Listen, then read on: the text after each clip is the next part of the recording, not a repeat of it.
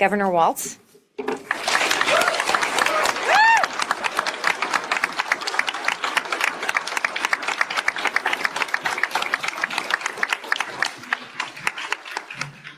Thank you. Thank you again for being here. I guess I would just ask you, how do you see where we are? What do you see about these? What do you think of these events of the last week? Well, good to have you all here. Some of you are runners. You might know this feeling I'm in. You know, the day after a marathon, you both feel really great and you're about ready to die. Yesterday, I spent 8 hours in front of the House Oversight Committee, which needs to be a Netflix series, by the way. It is the most bizarre group of folks together in the interaction. But the irony of it was, and again, trying to find humor in moments of real tragedy is something. It was during that hearing, which was supposedly on sanctuary states. I was there with Governor Pritzker and Governor Hochul, and they were grilling us because we have committed, I guess, the incredible crime of treating people like human beings, and that was kind of our frame.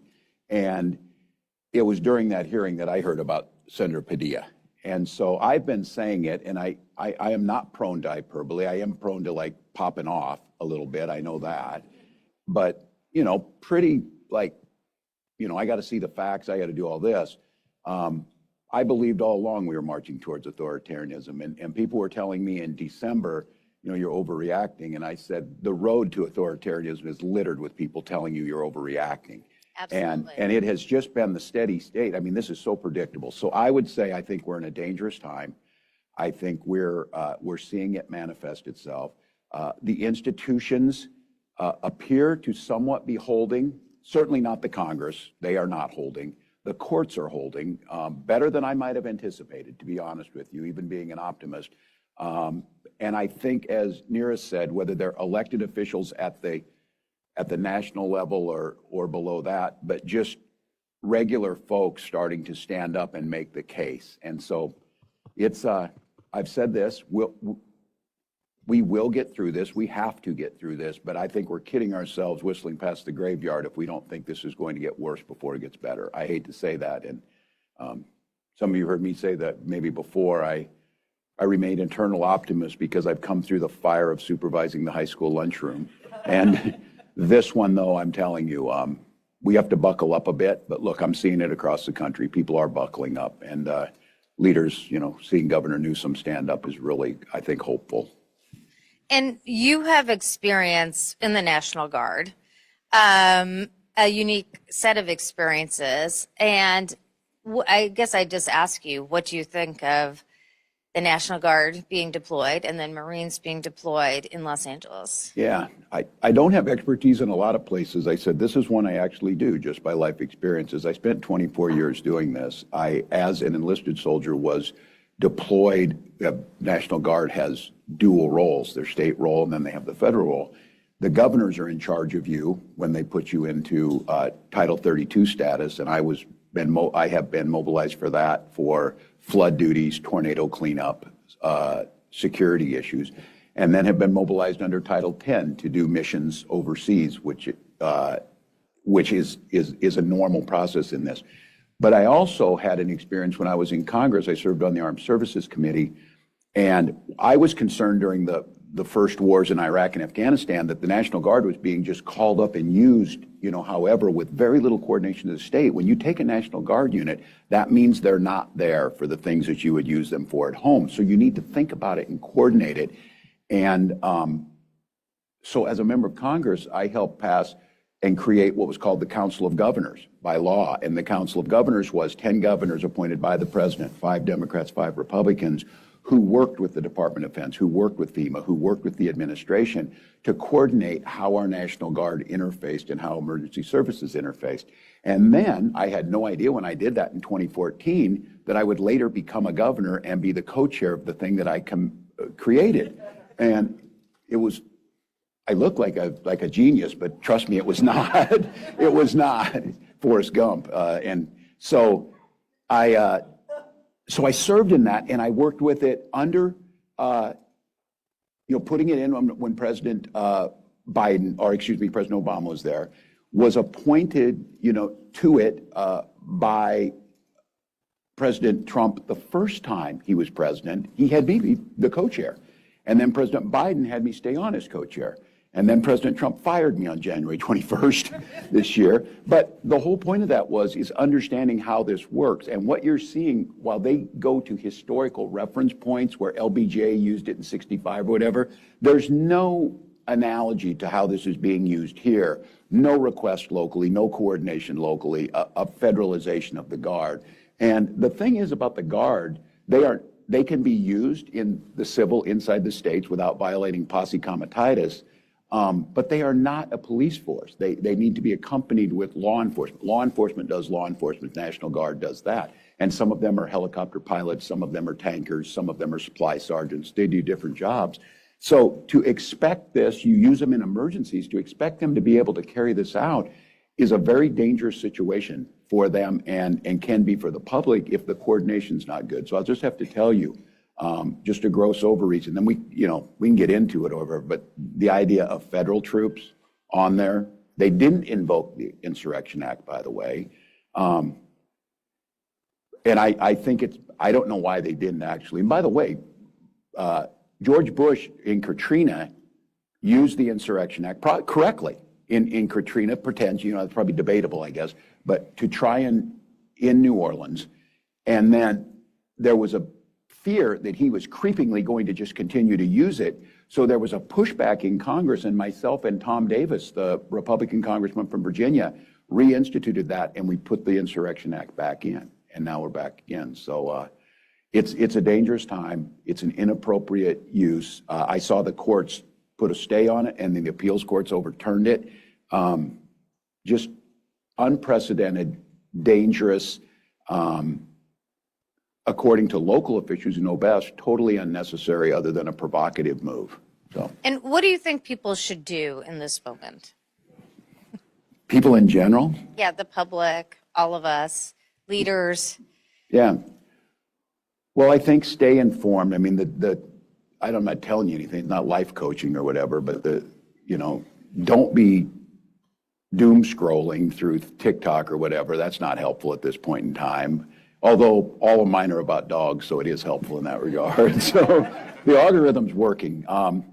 I think it's continue to speak up, and the reason I am so concerned, the inability of the legislative branch, Article 1 of the Constitution, to take any of their authority and to capitulate is stunning to me. Why would you get elected if you didn't do that? You could maybe agree, and to see this gross overreach.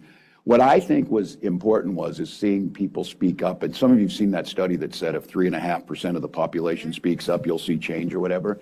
I could feel it out there when the past few months, I started going to these Republican districts after I saw the Republican leader tell them, don't go, don't do these town halls because you would have to defend cuts to Medicare, cuts to Social Security, and you're going to have these nasty clips that are going to be out there. That offended me on many levels. It offended me as a former member of Congress because I stood in those town halls in the summer of 2010 when the ACA was being debated and just got hammered. But I was proud to stand there because I was going to support the ACA and I voted for it. I think these town halls, going into these places, engaging people in non-traditional settings is the way to do it because, look, a lot of Democrats showed up for that, but a lot of independents showed up and some Republicans. And I did a town hall with Beto O'Rourke in Fort Bend, Texas, Deep Red, Texas or whatever. Huge crowd. And some of the people who showed up were anti-vaxxers. And one guy put out, his anti-vax stuff. I reminded him they had a measles outbreak. We had a little dialogue. But afterwards, he said, well, I just wanted to talk to the congressman about this. I'm glad you came to do it. He didn't support me. He wasn't there for the same thing, but he was there to speak out. So I think there is this movement that the public discourse, the idea of free speech, the idea of petitioning your government, they're trying to basically criminalize that.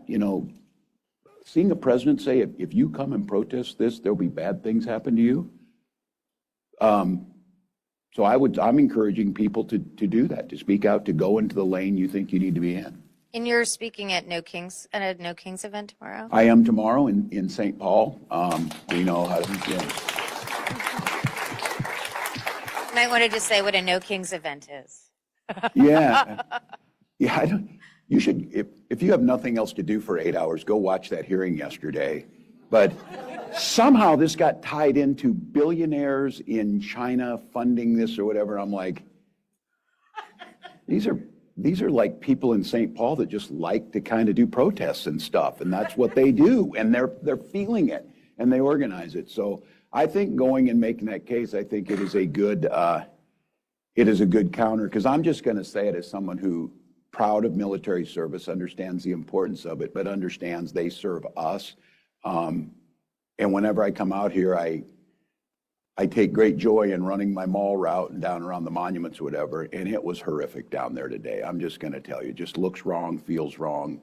And so I think I'm going to go be with a few thousand folks who kind of have the tradition that there is a separation there, that we don't need this. And this is not Pyongyang on a Saturday. So I'm just going to confess too, and I don't, might get me in trouble, whatever. I have never so hoped for rain in my life. So, there you go. So, Governor, there's a lot of talk, I think, about, you just talked about Medicaid cuts and what's happening in reconciliation. And there's been a robust sort of debate amongst the center left about, focusing on democracy and at the expense of focusing on impact on real people of tariffs, Medicaid cuts, cuts to the Inflation Reduction Act. How do you see that debate? What's your take on what people on the broad center left should be doing in this moment? Look, I'm an all the above people. Fill all the lanes. The one thing that Donald Trump can do is he sucks up so much oxygen. There's not a single person or event that can get that type of coverage. And I'm of the belief that we need people out there in all the lanes, whether they're doing new podcasts, whether they're doing large rallies like Bernie and AOC, whether they're doing town halls in Wheeling, West Virginia, things that we're all doing. And I'm just going to name this. I don't understand where the calculation, yes, the economy's horrible. And today, did you see that this was amazing? And I'm sure that the Trump supporters are once again going to show the wisdom and the vision that their president has, because he said, did you know there are immigrants here, undocumented, who've been working really hard on farms, and they're doing the work, and if they don't do that work, it's hurting our farms. So he's going to suspend that, and maybe in the hospitality, space of this. But my take, yes, we should be talking about that. We should be talking that prices haven't come down. We should be talking about the situation in Ukraine was not over on day one, and now we have an expansion that is incredibly dangerous in the Middle East because nothing has been achieved there. But my take on this is how can we then say, well, we're focusing on this, and there's basic human rights issues, because I've been criticized for continuing to say we need to protect the trans community because they're coming for them. They're going, and it doesn't weaken the argument that the economy's bad. So and look, if that's my lane, then I think we should fill it. If there's another lane that is pushing back and giving an alternative, that should be filled. And it's one of the reasons why that I think every time they do a press conference, we need that press conference. And they try and make it all spooky. Those who know their history and things, the British with the shadow cabinet, the shadow government or whatever, we need to be making what the alternative is, which well, I think we may get to this. All of this is something, but that's all fine and dandy, but people voted for that. Now, how do we and what are we not doing why they didn't vote for us? And I would argue that the many weaknesses that Donald Trump has, the most glaring one is he is incompetent at governing, and we have to be competent at governing. We have to deliver policies that improve people's lives in the short run, not just the sugar highs of I'm going to deport, your neighbor or whatever it is. We have to show that, look, this improved quality of life. This made childcare more affordable. This made your schools safer. This fixed the roads and bridges. And I'm a big believer that right now it's about competency and compassion being together. Everybody needs to fill these lanes with the message. And again, I don't think we choose between our core values, compassion, kindness, everybody being included, and highlighting that cutting Social Security is ridiculous, Medicaid's ridiculous, and here's the outcome. Great. So I'll follow up on that with, as we think through the path forward, you just went through a budget experience and passed things that are solving problems. You know, you touched on this, but just to drill down, as you see, you know, we believe very strongly in opposing what the Trump administration is doing, but also building an alternative agenda to give people a choice between two visions of change. How do you see that, given your experience in Minnesota just this week? And how would you, you know, if people ask you what we should do going forward, what's your answer? Yeah, we passed a budget at 2 a.m. on Tuesday night. Our session ended May 19th, our regular session. We don't have full-time legislators. Our fiscal year budget starts July 1st, so we were moving towards shutdown. We were moving towards layoff notices, and, you know, you get into this. But here's the reason for that, and the reason that I'm optimistic and I think it's a better model. Minnesota is truly a purple state. Now, I am super proud that we are the only state since 1972 that have voted for a Democratic candidate for president, the only one, because where all the rest of you got it wrong, we voted for Mondale, and we voted for Mondale. So, but we're divided. Our legislature always hinges on one or two each way. As governor since 2019, I have had, in those 6 years, 4 of them split and 2 of them where we had the majority. And I will go to the split one where we compromise and get a budget done. This one, we have the most narrowly divided legislature in the country. The House is tied 67-67, and the Senate is 34-33 with a 1-vote DFL majority in there, which means it was 101 to 100. And I lovingly say this because I was a friend with Senator Manchin. Every one of them thought they were Joe Manchin. Everything was a veto. Everything was shut down. If I don't get a new dairy road in, you know, dairy barn in this district, I'm shutting you down. And so it was super complicated, but here's what happened. We passed a balanced budget that left a surplus on. We looked over the horizon. Minnesota budgets in biennium budgets were constitutionally required to balance the current biennium the next 2 years, but we did the next 2 years after that, and then we looked out with some of the structural imbalances where there were cost drivers that were increasing too much. We were able to put some curbs on those. Democrats curbing government growth in a responsible manner, and to do so, Republicans voted for some tax increases, which I thought hell would freeze over. Now, there were some bad parts of it. We had to compromise because Minnesota's a state. We were top state for health care. Mayo Clinic, top state for getting people out there. We also provide and believe health care is a human right, so we provided it to undocumented people.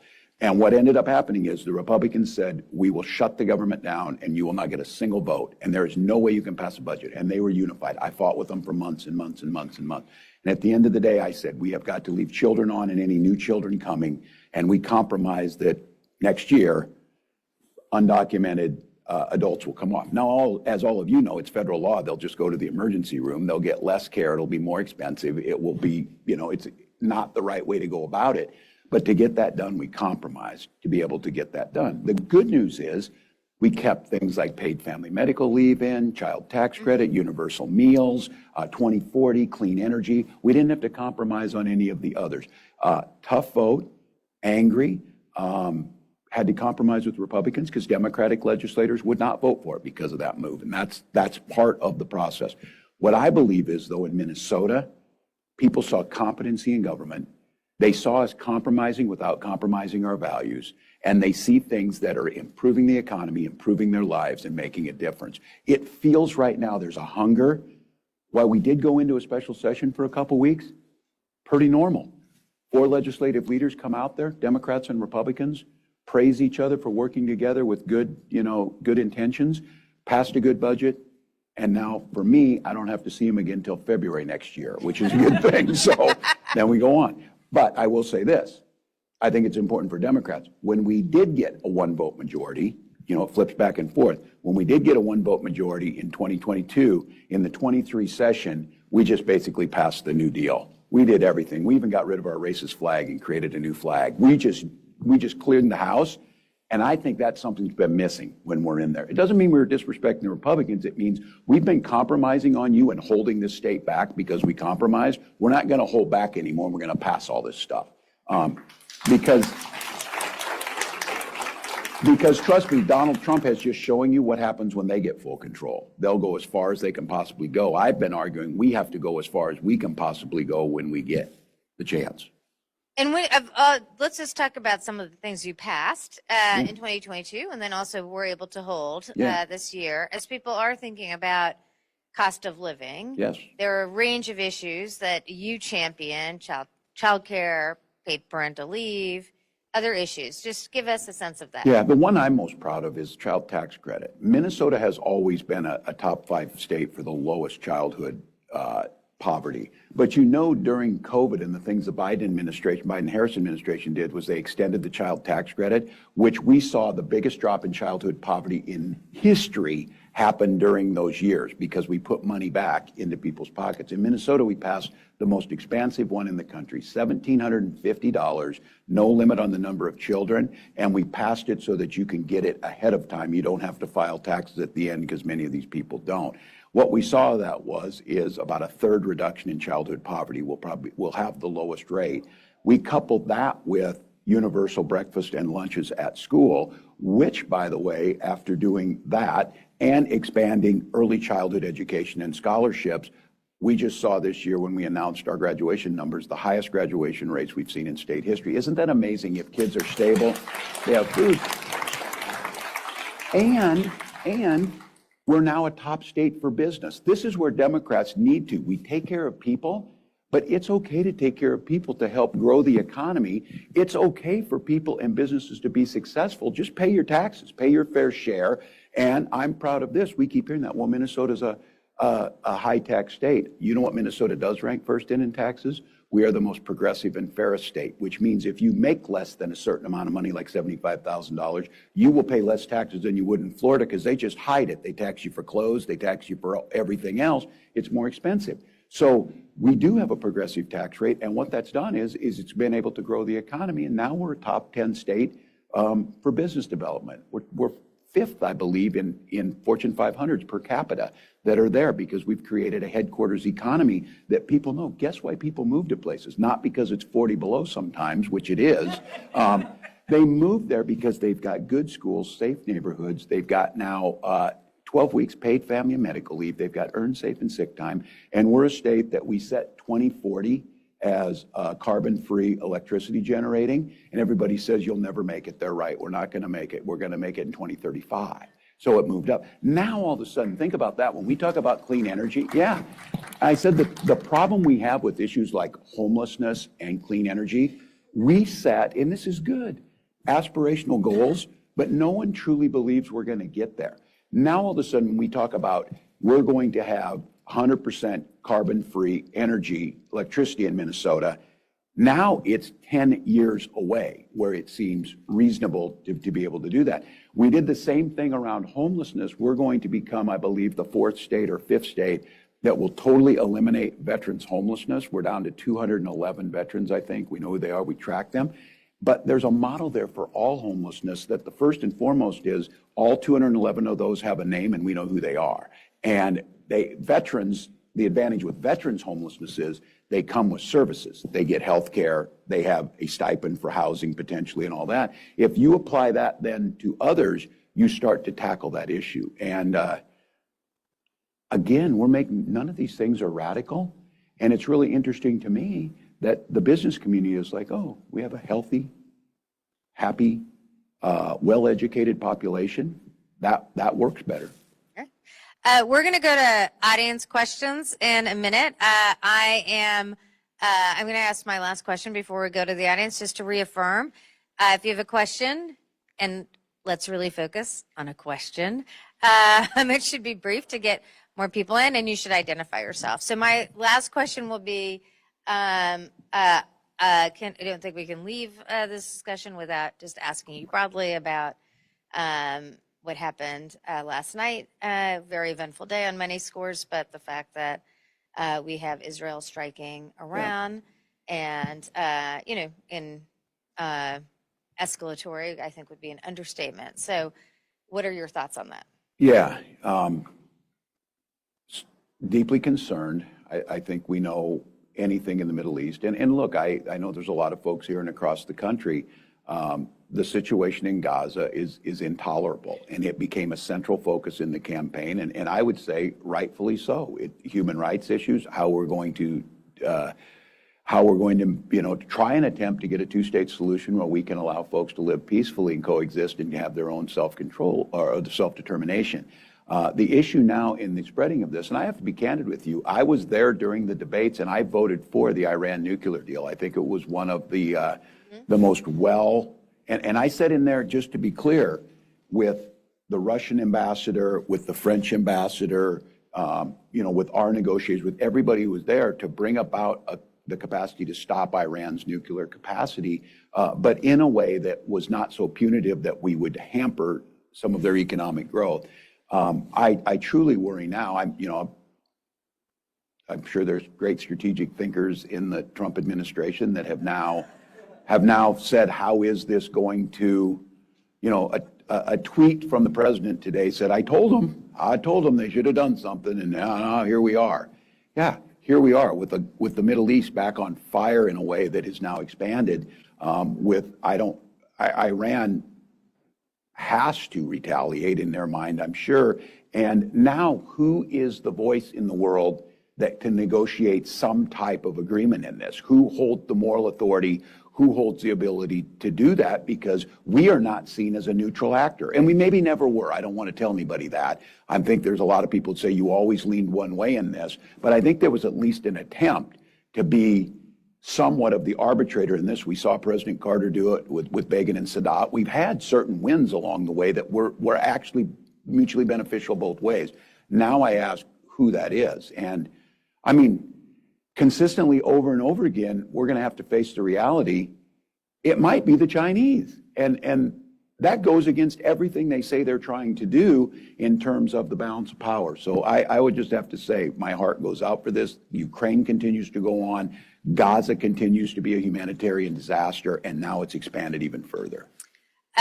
Well, I definitely rest easy knowing Pete Hegseth is the Secretary of Defense. So, I shouldn't share this. He's a Minnesotan. We can't pick the middle. Prince, Pete Hegseth, All right, questions. Anyone with questions? Over there. Again, if you'll identify yourself. Hi, my name is Rachel DeWitt. I work for Ocean Conservancy, and just wanted to say thank you for always finding common ground and continuing to speak across the aisle.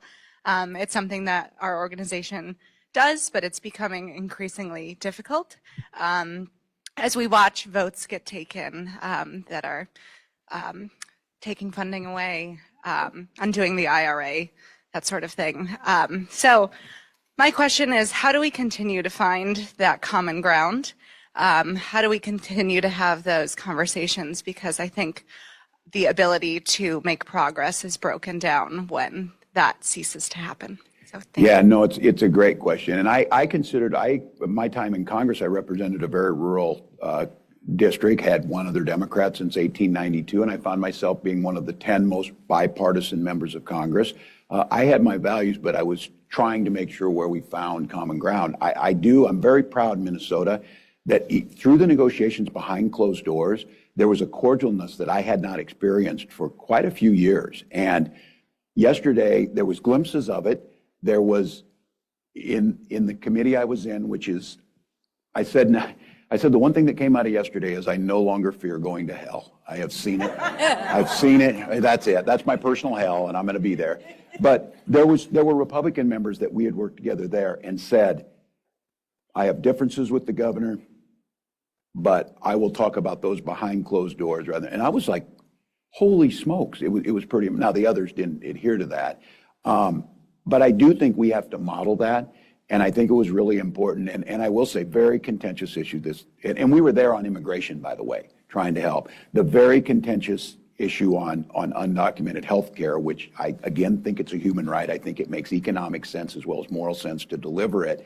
But the Republicans weren't going to get it. And the Republican leadership understood that they weren't going to be able to get the votes. But I will say this, in Minnesota, at least several approached it with compassion, and I would argue that's why we still have children staying on it, and they conceded that new children could come on, which I thought was a big concession because their whole argument was this is a magnet for illegal immigration, why people are coming here. And they left in place that new children could come.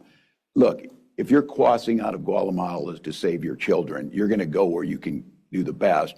I don't necessarily think you're looking and deciding that, International Falls, Minnesota in the winter, because we do this. I do think there's an argument to be made that people probably do think about this.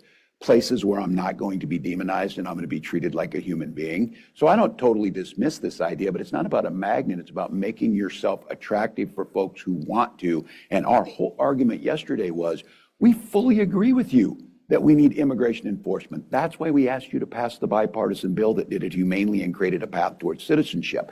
Instead of going in and taking gardeners off the streets or raiding and setting at a school, we want you, because they continue to tell stories about someone who's undocumented creates a horrific crime.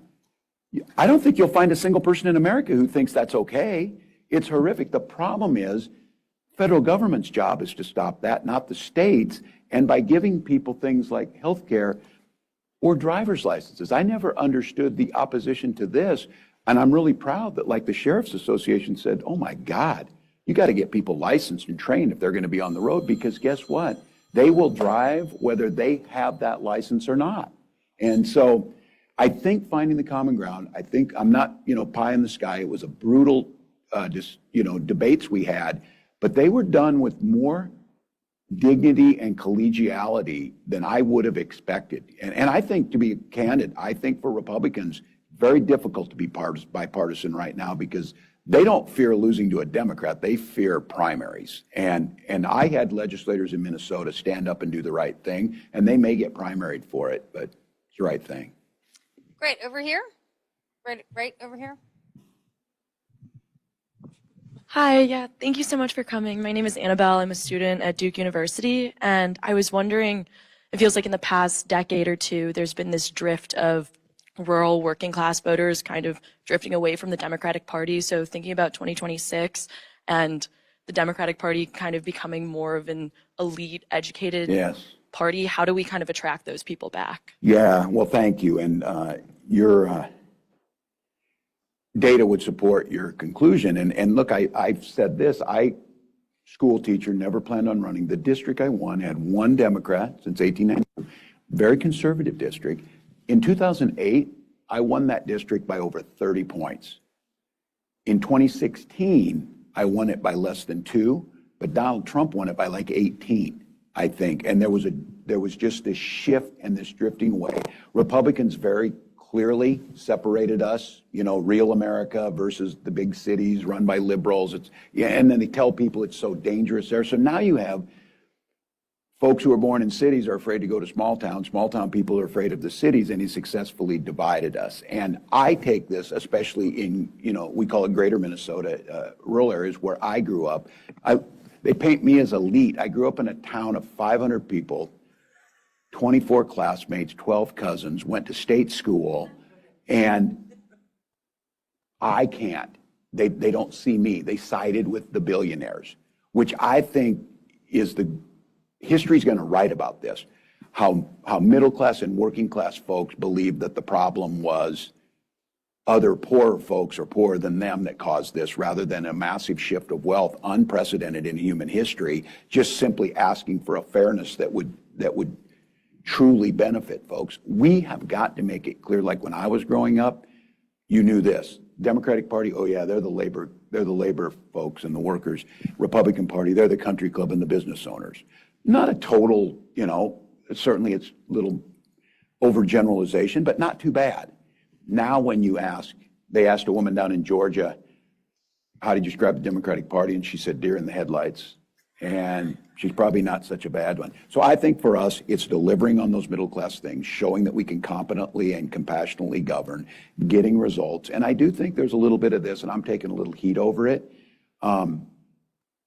I think the Republicans have capitalized and taken our kindness for weakness, and there has to be a little more standing up. That's why I think, and it's not like, their thing. I had this like 7-foot dude who he's like a retired professional wrestler, like challenged me to a fight. And I'm like, no, But what I mean being tougher is what we need to do is, like you saw Governors Pritzker and Hochul stand up and say, yes, we protect those less fortunate in New York and Illinois, and we're not going to let you bully them. We will stand there. That's what I mean. I think there needs to be a more robust Democratic Party, and I don't think always sternly worded letters get it done. And so that's why I'm convinced we got to everybody's got to do what they can do, but they've taken this weird, like almost physical strength thing with, UFC wrestling, all this kind of stuff.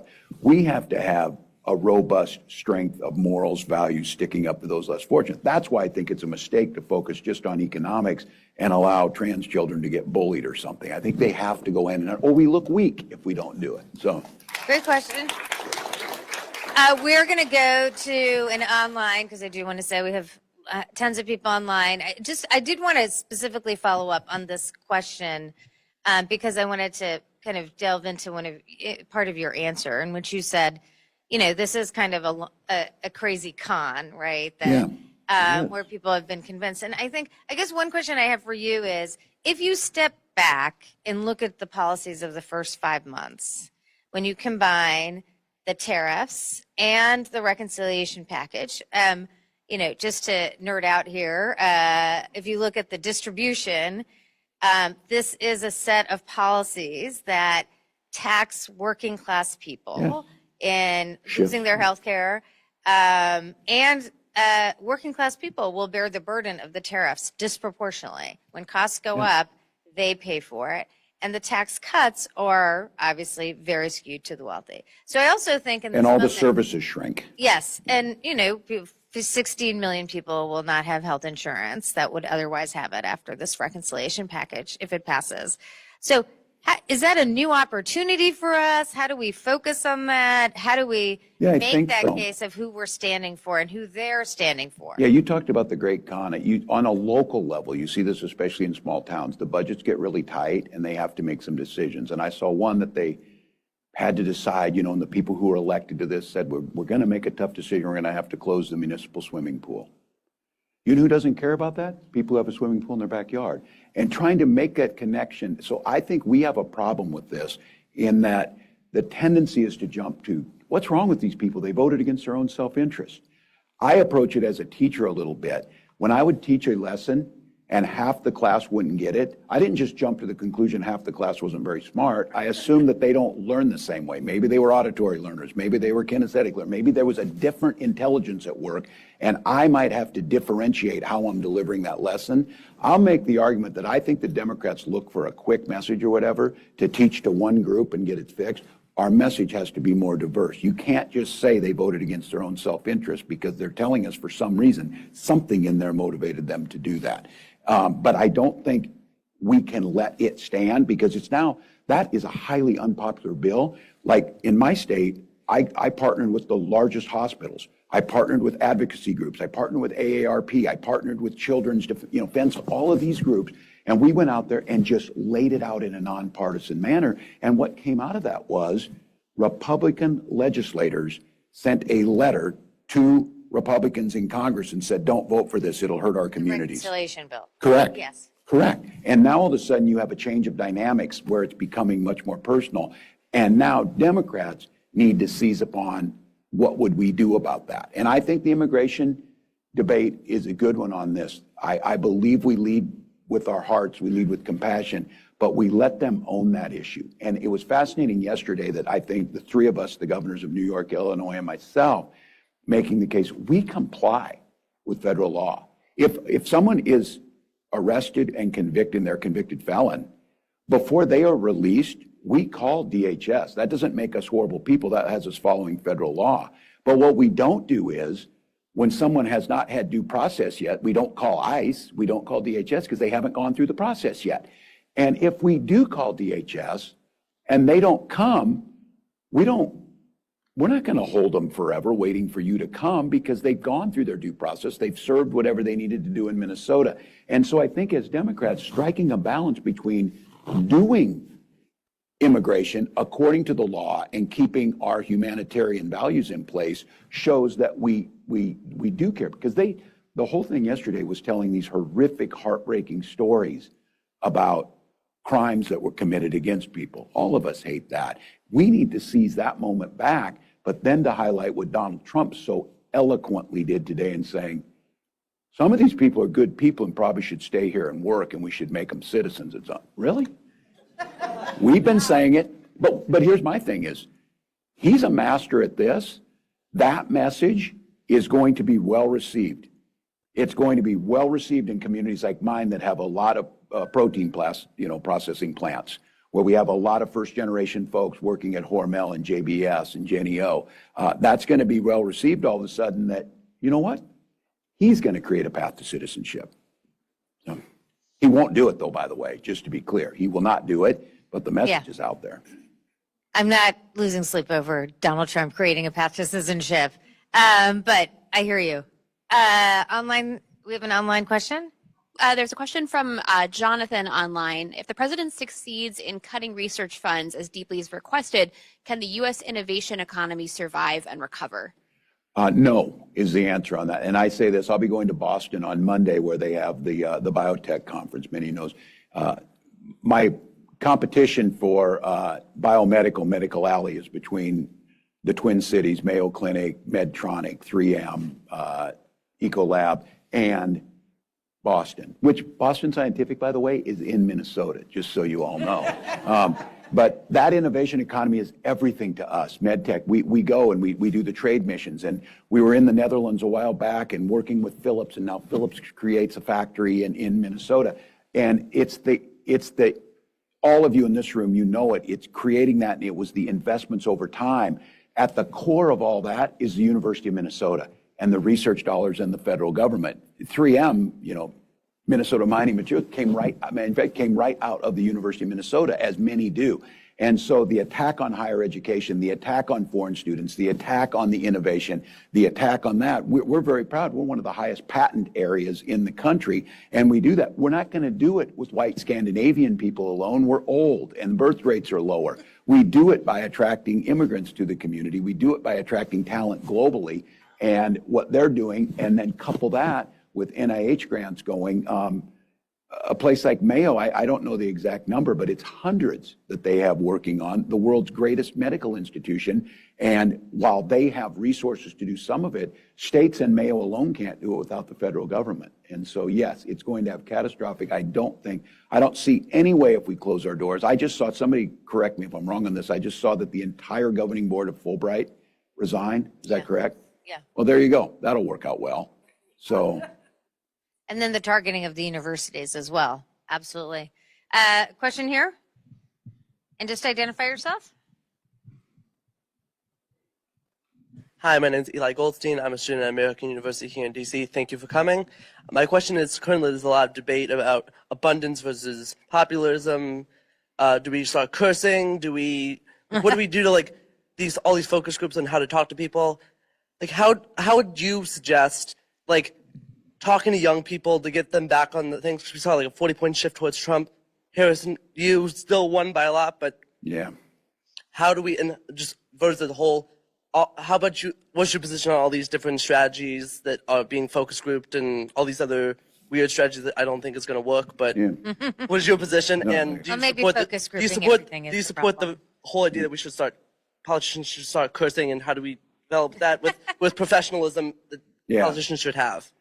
Well, it's a great question, and I didn't take it personally on the cursing and stuff. But, yeah, that's the thing about, we all know that the catchword, and everybody's been talking about this for a long time, authenticity, being, authentic or whatever. I don't totally dismiss this idea. I think research matters. I think understanding where people are coming from, but I don't think you're going to find a quick answer in that. My son, who, by the way, graduated from high school this last week, so we're super happy. Happy with him. He told me, he said, Dad, a lot of, especially young men, he said, they're not really voting on the policies. They're voting because it's just kind of like fun on the other side. And it's like, and I'm not telling you that we should turn our politics into a circus, but the circus is working a little bit on the other side to a certain degree. We have to have a reason to pull people in. We have to have a reason. And I think the argument I've made is what Donald Trump was so successful as is that he understands in a more impersonal society, a society that's disconnected more than connected by technology. He understood kind of that sense of being part of something. And I always, as a high school coach, I didn't care. I wanted him to play football, but I also did the plays. And we also wanted him to be in concert choir and speech and debate. Anything that kept somebody involved in their community. High schools are a microcosm of what our communities and society look like, and people want to be something. We lost a lot of people. I think a lot of young men in this disconnect or whatever are trying to find a home.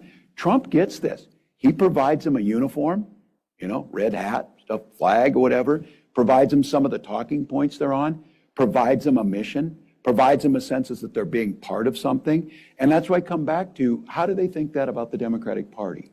Do they feel like there's a place for that? And so, my political consultant, Gus Walz, tells me they're movable. History will show us this, though, and I think the data shows us this. They vote a certain way a couple times, it gets a little harder. But his point is right now, you guys have to be a little something. And look, I don't believe doing a Joe Rogan podcast would have won this election. I have said, I think you've got to fill every space, though. I think if you leave the void, they will fill it. And so I think my team booked me with Theo Vaughn this week, and so I'll go talk to him.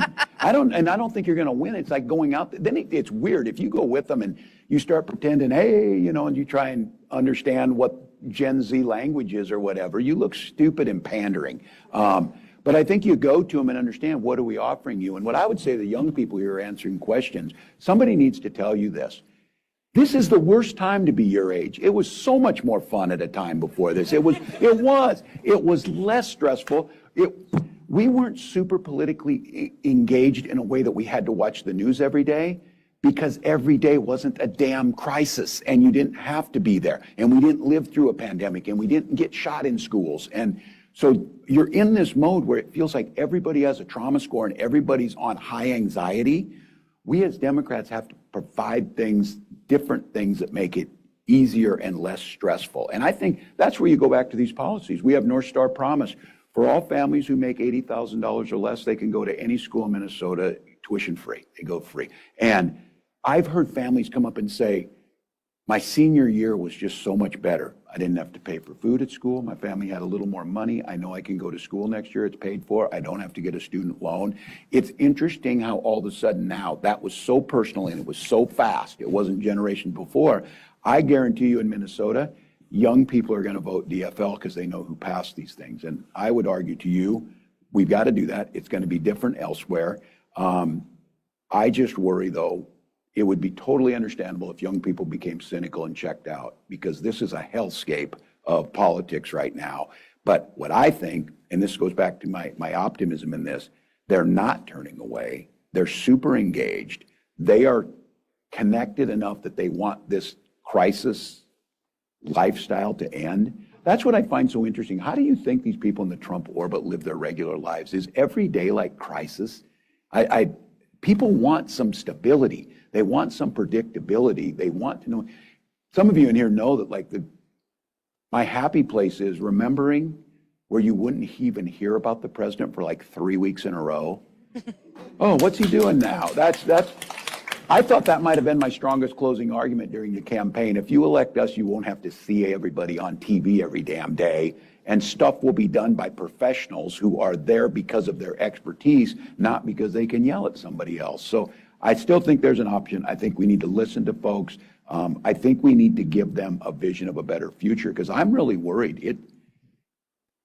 Imagine someone who was born, this group that's 25 or so that watched their parents go through the Great Recession, watched the first Trump presidency, watched COVID, witnessed, the murder of George Floyd and, the rise of us trying to come to grips with inequities, and then the rise again of this, and then you're watching LA, you're watching Senator Padilla,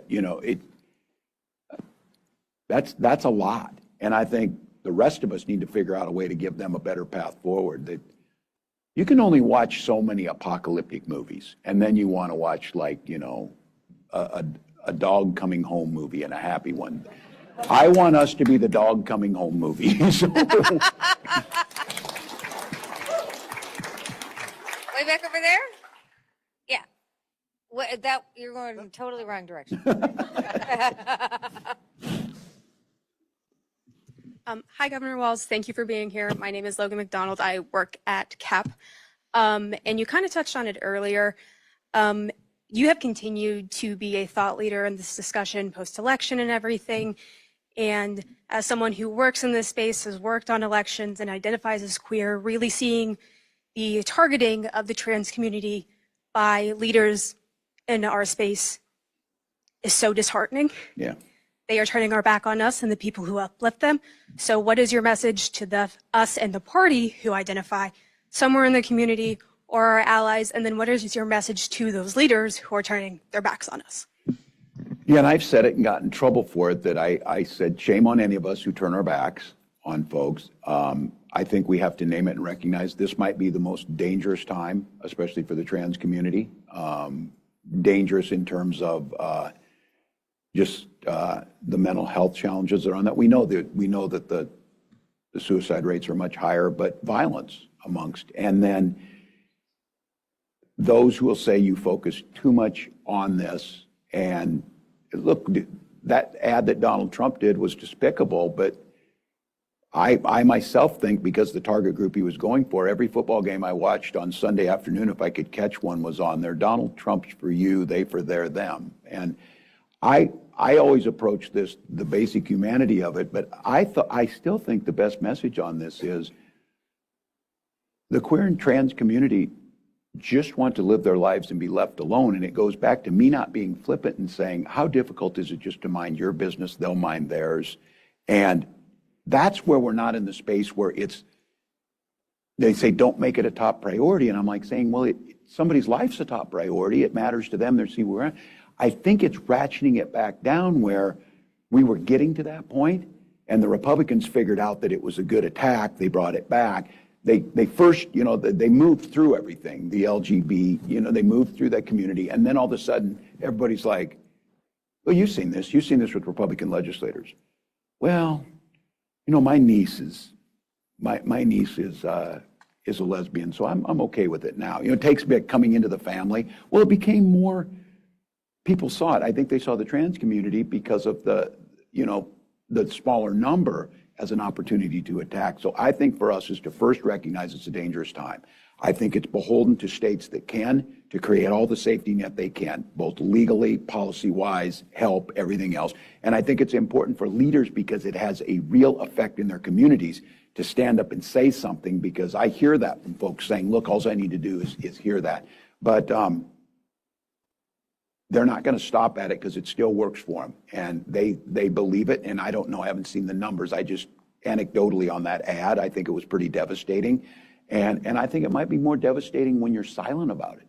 Silence feels like complicity to me. And I think complicity, we lose the issue and we look weak. So continue to speak up, know the community's there, know that people see you, hear you, love you, but a recognition of we understand the stress you're under.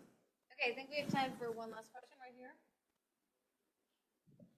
Thank you. Thank you, Governor. Thank you, Ms. Tendon. Sanjie Barry, public interest advocate.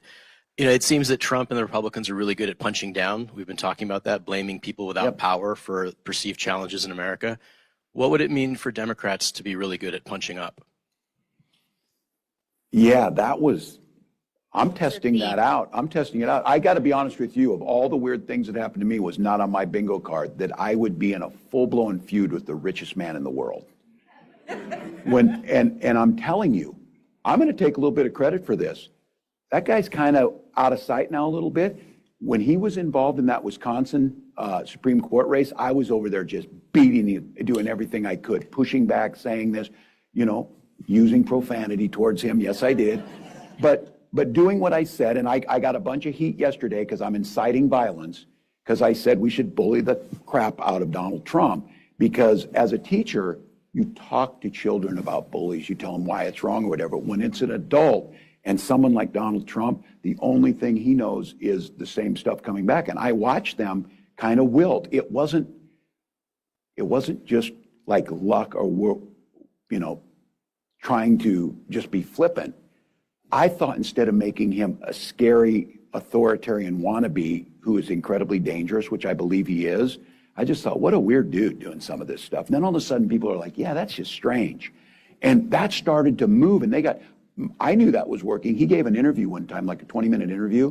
11 times he told the interviewer why he wasn't weird. And I'm like, yes, they're going into that. So I think this one of punching back, making it, look, the guy is a billionaire, surrounding himself by billionaires, and he went to Les Mis. I'm like, come on, America, come on. You kind of feel this, that I think pointing at it, and again, I think there's a fine line here that I think Democrats are in a bit of a bind, that we're seen as the anti-success party, that it's somehow not okay to create some personal or generational wealth for your family. We can't be that. We just have to be the party that says we're for that, but you greedy guys need to pay your fair share and start pushing back. And because they always say, oh, you're creating class warfare. No, you're winning the war. You are winning the class war because you have somehow got us fighting each other while you take all the profits and stand on the edge. So we're going to have to be better at it. We have to single them out. We have to know why they have these things. And let's be honest. I think Musk is the example that it worked. It started to hurt him personally. Look, of course I want, I mentioned about Tesla. Go back and work Tesla. Go back and do that. Don't come and cut my mom's Social Security. Don't make a child in Africa not be able to get HIV treatments if they need it. Don't do that. But I'm all for you doing this. The idea is you don't get to do both. You don't get to gain wealth, game the system, and hurt people. And I think that was a successful one where it started to hurt financially. It started to make an impact. He started to get the blowback and driving the wedge. So I think at the end of the day, again, people smarter than me know this transfer of wealth is really at the key to most of these problems that has gone on there. I think Senator Sanders has been highlighting that, but we have to bring it down to a level that makes more sense to people. They feel it more, and it doesn't feel like we're against success in general. We're just against greedy gaming the system people. So Excellent. That's a great way to end. Really great conversation.